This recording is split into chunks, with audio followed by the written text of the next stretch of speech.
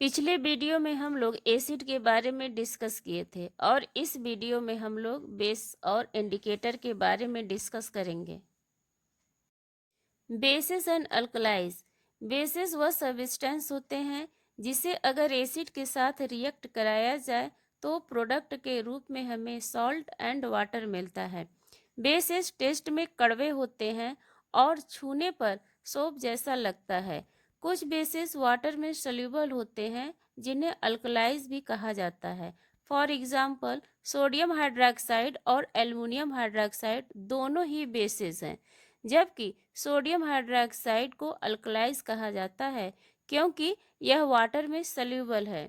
कुछ bases like sodium hydroxide and potassium hydroxide strong bases होते हैं, जबकि कुछ और बेसेस जैसे अमोनियम हाइड्रोक्साइड, एल्युमिनियम हाइड्रोक्साइड और कॉपर हाइड्रोक्साइड वीक बेसेस हैं। मीन्स जिनके लास्ट में OH आएगा वे सभी बेसेस होंगे।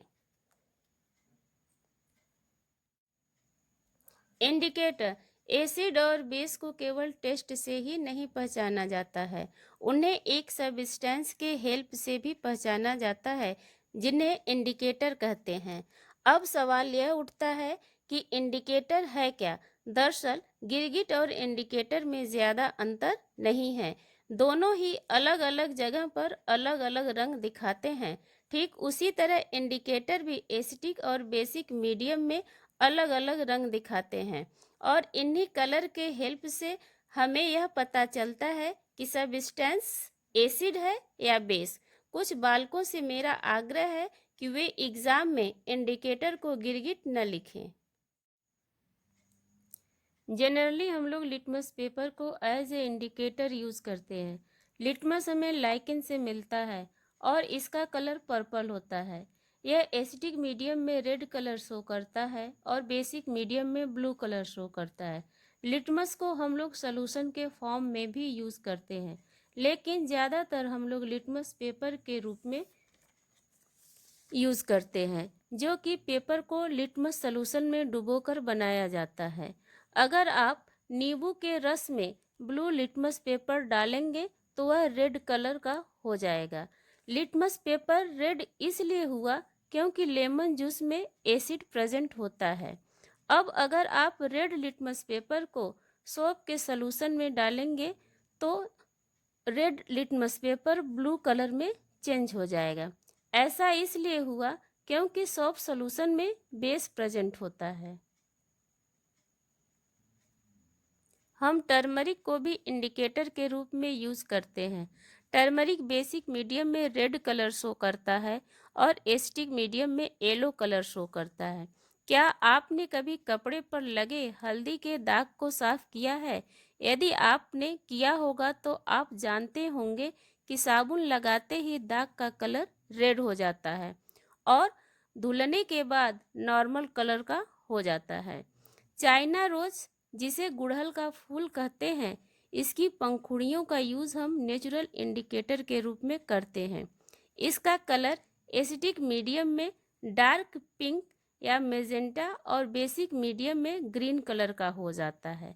हम फेनाफ्थलीन को भी इंडिकेटर के रूप में यूज़ करते हैं। यह एसिडिक मीडियम में कलरलेस और बेसिक मीडियम में पिंक कलर का हो जाता है।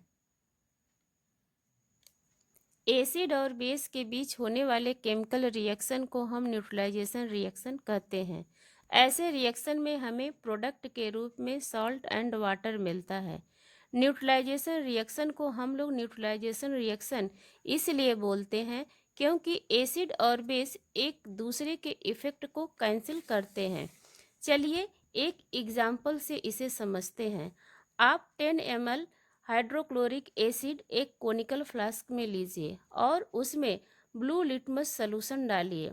आप देखेंगे ब्लू लिटमस सॉल्यूशन के कारण कोनिकल फ्लास्क का पूरा सॉल्यूशन रेड कलर में चेंज हो जाता है।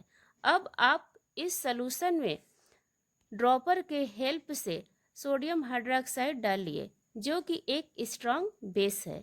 इसे तब तक डालिए जब तक सॉल्यूशन का कलर ब्लू न हो जाए।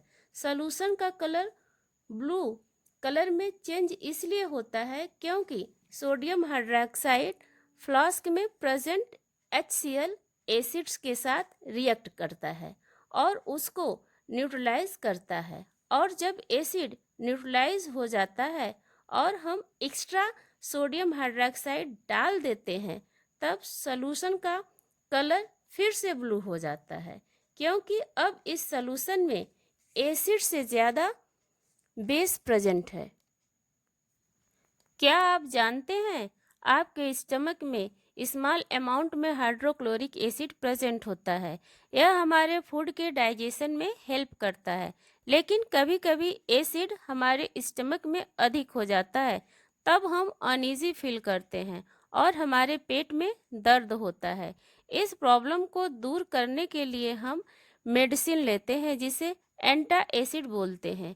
इस मेडिसिन में वीक बेस प्रेजेंट होते हैं जो कि हमारे स्टमक में प्रेजेंट एसिड को न्यूट्रलाइज कर देते हैं और हमें राहत मिलता है।